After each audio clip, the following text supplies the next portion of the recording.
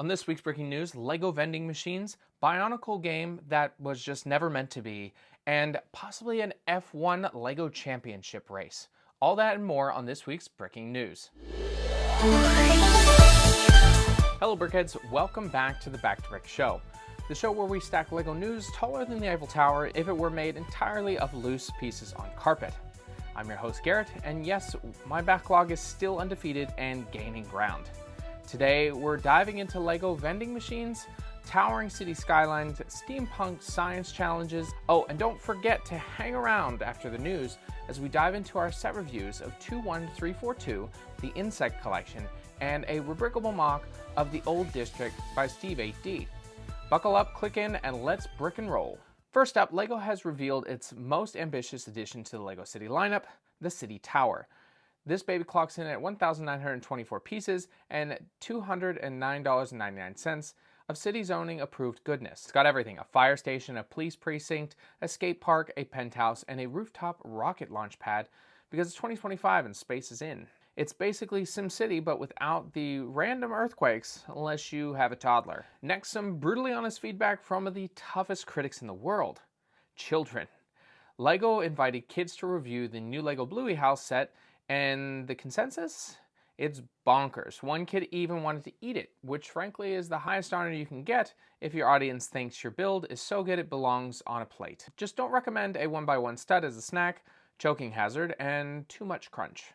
Williams Formula One driver Alex Albon recently went head-to-head in a Lego race challenge at the Miami Grand Prix. Because when you've maxed out on horsepower, all that's left is brick power. When asked about the experience, Albon said it was a really good time.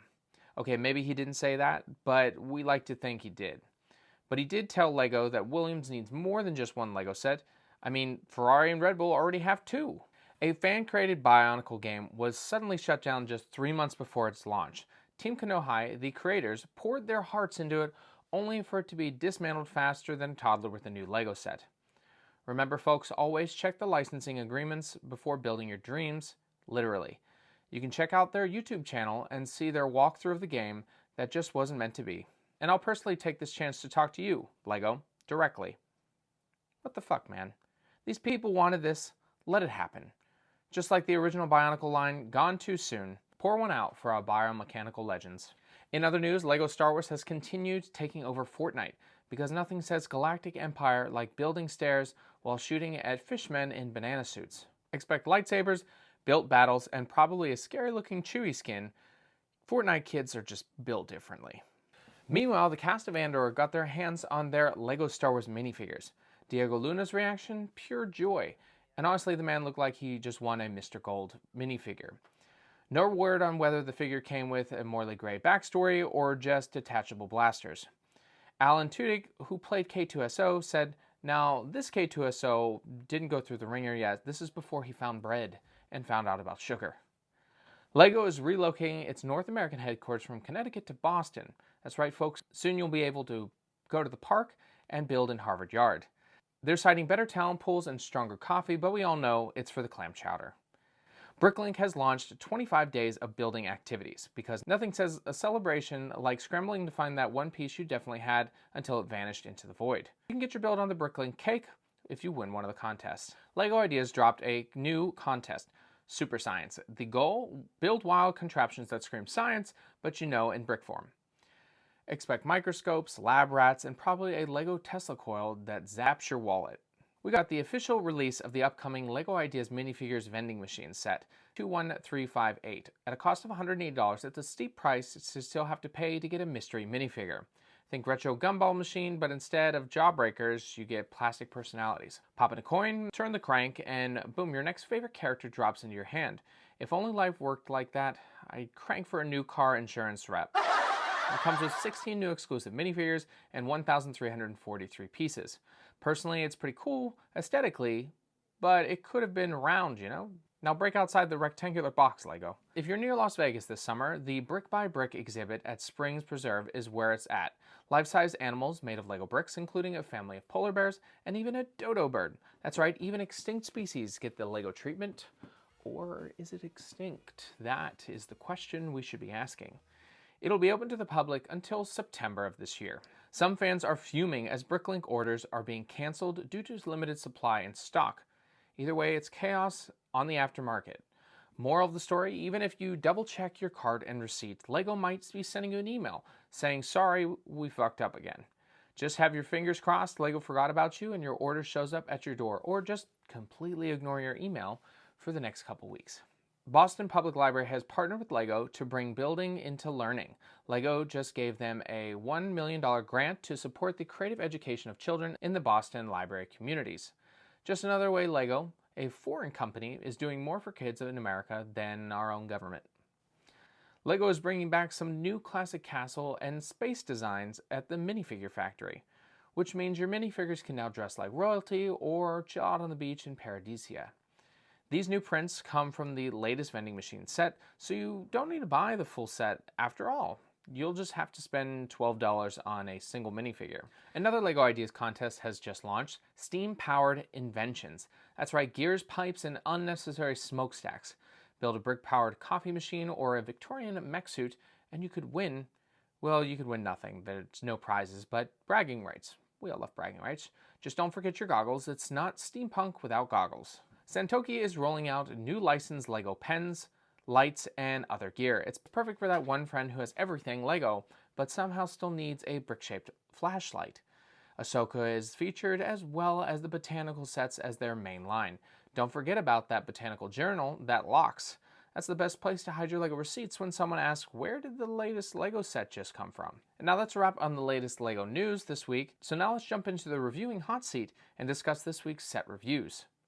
Our first set is the Insect Collection. This is an 18 plus set of 1,111 pieces. You'll get 520 insiders points, and it comes at a cost of $80, and it has 203 reviews at 5 stars.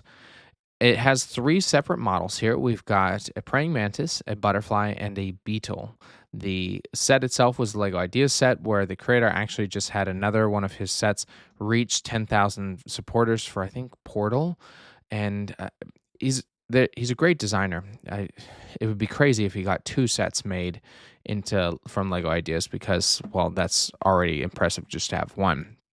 But the set has a beautiful, we'll break it down to the different 3. There's a blue butterfly that has kind of landing on, they're all on like twigs, so it kind of positions them upwards for it. There's even a little bumblebee that goes with it, and it's got this different layers of different blues.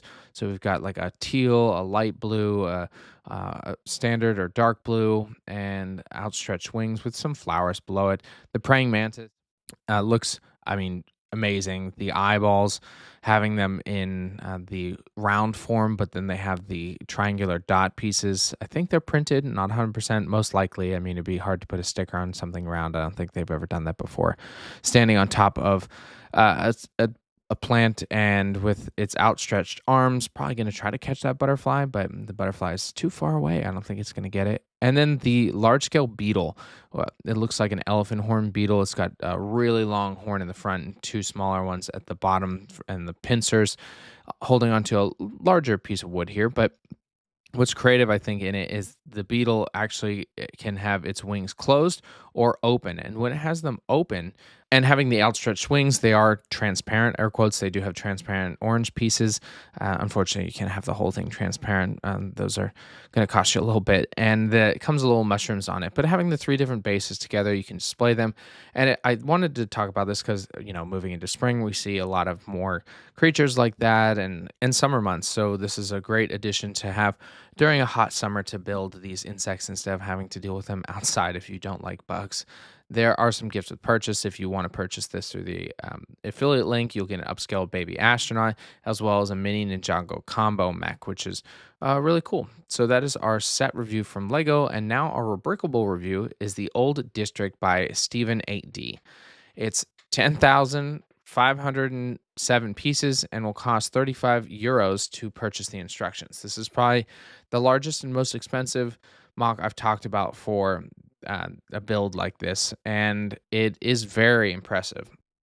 It's a modular build, and it very much looks like a street you'd see in like London or Paris, the old school style block where the streets they kind of bend and mold with the different street, because there's two main buildings here. One has a triangular shape similar to what we see in the boutique hotel, and then the other has a rectangular shape, but then it also comes into a point at the end so that there's an alleyway or streetway between the buildings. There's a tree, cypress tree, like in the middle of it, and then the storefronts. One is kind of an all black storefront, really looks like a classic bookshop. I also think of it as like when they've updated Apple stores to something like that. And it even has a backside entrance to the same building with where you can kind of walk through, and there's different storefronts on either side. Looks like we've got a tea shop in one, so there's different containers of tea along the walls. The other, the one building that has the black building has chocolate. It's a chocolatier shop, so there's tons of different chocolates, and some that are minifigures. There's even some different colors of them, so that's really cool. And having the tea shop also has on the second level is like teapots and teacups. Instead of just buying the tea loose leaf, you need to have something to put into it. And these are all three different levels for them, and they did an amazing job for this. It doesn't mean that you have to have those exact interiors, but the exterior look amazing with the classic colors. The one roofing being the sand green, and the other a darker blue with some accenting of gray and black and tan. Honestly, just look at the images. You can watch the video on YouTube to see this, but beautifully done. And unfortunately, 10,000 pieces is a lot, but if you want something as detailed as this in your Lego city, this is something that that you'll just have to put your money where your mouth is to build it. And that's it for this episode, folks. Whether you're loading vending machines with minifigures, yelling bonkers over Bluey, or building a steam-powered cookie launcher, remember, you're part of the community that believes in clicking bricks and chasing creativity. Until next time, stay creative, stay kind, and as always, keep on building.